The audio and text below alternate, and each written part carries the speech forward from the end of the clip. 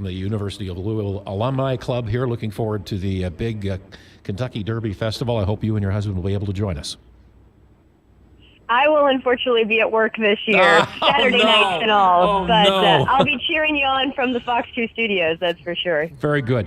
The reason why we wanted to touch bases with you is, first of all, it's spring in the mid-America, and everything's blooming and people's sinuses are collapsing, but is it just me, or has this been some of the craziest, cycling of hot weather, cold weather, and even in one day where we started off and we had, let's see, it started off with rain and it shifted over to sleet, then snow, then back to rain, and so on and so forth. Am I wrong in thinking this, or is this just an abnormal spring in your view, Dwayne? So you're not wrong. But the one thing I want everybody to remember is that spring is always, we call it a battleground. I mean, winter is trying to hang on and summer wants to take over. So there's always a battleground. That being said, this year, the National Weather Service has done the research. I give all credit to them. It's the 8th coldest start to an April in history in St. Louis since records began to be kept in the 1880s.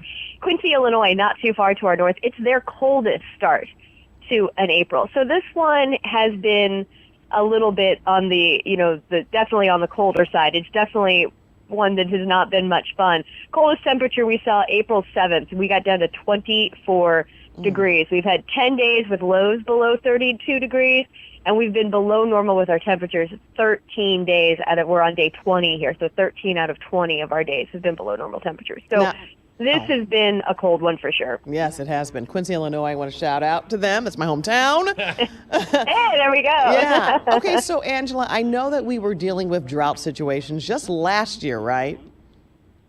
Yes, starting really last September, the dryness began to build in. And fall is often a dry season for us here in St. Louis, but then that trend just kept building through November, which is often quite rainy, into December with no snow, and then January. And then we hit February, and it was all over at that point. It was the first time we saw the heavy rains, and then that continued into parts of March and early April. I know your compatriot Dave Murray does like an extended forecast going out several months, as does the National Weather Service.